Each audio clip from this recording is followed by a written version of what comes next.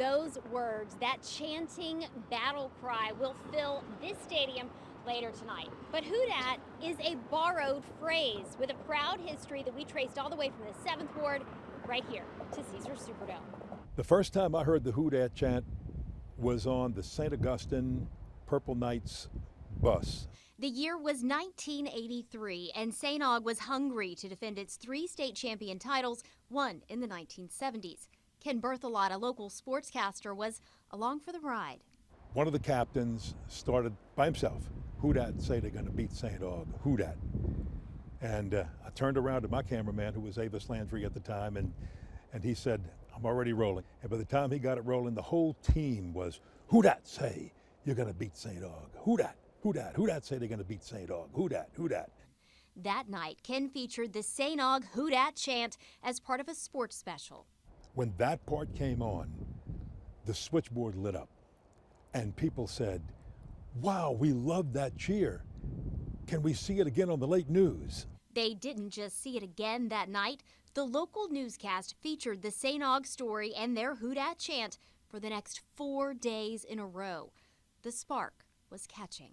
We played it Tuesday and Wednesday and Thursday and Friday, and the following Sunday, it's in the Dome. And the Saints fans adopt it, and it's who dat say they're going to beat them Saints, who dat. And suddenly a phenomena was born. Ken's recording of those original broadcasts were lost in Hurricane Katrina, but former St. Aug quarterback Darren Dixon can still see it in an instant. It was right here at St. Augustine High School. It was like yesterday, I can remember it. We came out of the stadium, out to the field, and the stadium was full of people. And all you could hear was, who dat? Who dat? Who that's gonna beat them Purple Knights, you know, or who that's gonna be St. Aug? And it was amazing. And for the real thing was, my mom came home after the game, and she said, who that, baby, who that? I was like, I said, who that, Mom? And just like that, who dat was everywhere.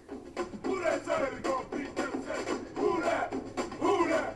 Who that say they gonna beat them Saints?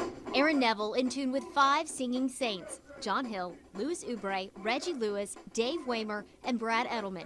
They turned the chant into a song for the city and their Saints. For a team that had never a winning record, and New Orleans to be as fervent about the team as they were in those days was a wonderful thing as a player, and it was just great to be part of a city that embraced it like that. Of course, the Saints would go on to win it all at a time when the Who Dats needed it most.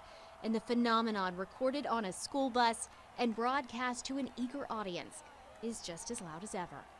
It tells us that something could come out of the 7th Ward, something could come out of the black community, something could come out of a very strong, proud school system that could go nationwide.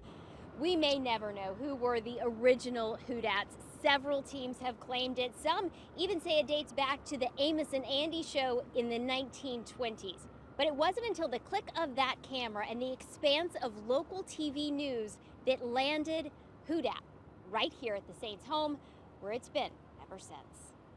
Reporting at the Superdome, I'm Jennifer Crockett. Back to you.